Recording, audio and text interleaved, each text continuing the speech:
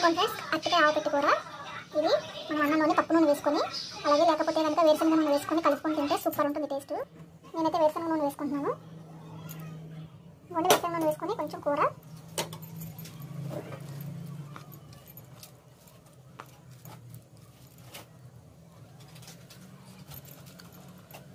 చాలా బాగుందండి.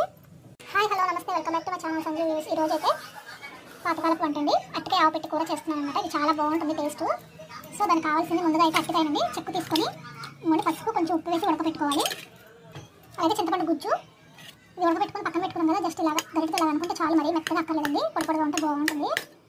అలాగే అట్టకే ఆవపెట్టి కూర కదండి, మనకి దీన్ని నేను ఆవాలు ఎండుమిర్చి అండి, దీన్ని వాటర్ వేసి నానబెట్టుకొని కూడా పేస్ట్ చేసుకోవచ్చు. కానీ ఎంత కావాలో అంత వేసుకొని మిగతాది మనకి ఫ్రిడ్జ్లో స్టోర్ చేసుకోవడానికి అయితే ఉండదు కదా, అందుకని నేను నీళ్ళు వేయకుండా ఇలాగ పొడి చేసేసుకుంటాను. మనకి ఎంత కావాలని వేసుకొని మిగతా ఫ్రిడ్జ్లో స్టోర్ చేసుకోవచ్చు. సో దీంట్లో మిక్సీ పట్టేసుకున్నాను. కొని ఇప్పుడు మనము దీనికైతే కంపల్సరీ పప్పు నూనె కానీ వేరుశనగ నూనె కానీ వేసుకోవాలండి. అప్పుడే మనకి కూర అనేది మంచి టేస్ట్ వస్తుంది. నేనైతే వేరుశనగ నూనె వేసుకుంటున్నాను. కొంచెం ఎక్కువ పడుతుందండి. ఇప్పుడు తాలింపులు వేసుకోవాలి. ఉడకపెట్టుకున్నాం కదా, ఇంట్లో కొంచెం చింతపండు గుజ్జు వేసేసుకున్నాము. ఈ పోపు వేగిపోయింది కదండి, ఇప్పుడు ఉల్లిపాయ, పచ్చిమిర్చి, అలాగే ఎండుమిర్చి, కరివేపాకు వేసుకోవాలండి. ఇందులో మనం కారం అవి వేయము, మనం ఎంత స్పైసీగా తింటామో అలాగా వేసుకోవాలి. మిర్చి కూడా ఎండుమిర్చి ఇవి కూడా మంచిగా ఫ్రై వేసేద్దాం. ఇవన్నీ ఆవాలు ఎండుమిర్చి పౌడర్ చేసుకున్నాను. మిగతా ఇలా స్టోర్ చేసుకోవచ్చు, మనం ఫ్రిడ్జ్లో పెట్టుకొని బిహార్లో కూడా వేసుకోవచ్చు అండి, చాలా బాగుంటుంది. సో కావాల్సినంత తీసుకొని మిగతాది ఇలా స్టోర్ చేసుకుంటాను. ఇది కొంచెం సేపు వేగనిద్దాము. ఇప్పుడు కూరకు సరిపడా సాల్ట్ వేసుకున్నాము. ఇందాక ముక్కలు ఉడకపెట్టుకున్నప్పుడు కొంచెం వేసుకోవాలండి, ఎక్కువ వేసుకోకూడదు. ఇప్పుడు కొంచెం వేసుకుంటున్నాను. ఇప్పుడు అట్టకాయ ముక్కలు వేసేసుకున్నాను.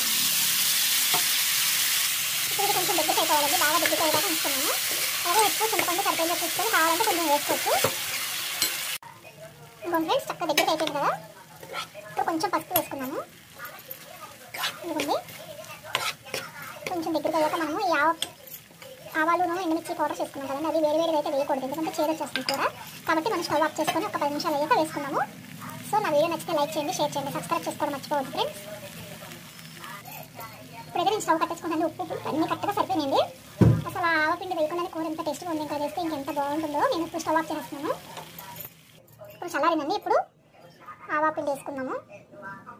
వేసుకొని ఒకసారి కలిపెట్టుకుందాం. ఇవన్నీ వేసేసి కలిపేసుకున్నాను. అసలు చాలా బాగుందండి టేస్ట్. ఇంటికి నా ఛానల్ని సబ్స్క్రైబ్ చేసుకున్నారా, లైక్ కొట్టారా? కొట్టకపోతే లైక్ కొట్టండి. So see you next video friends, bye.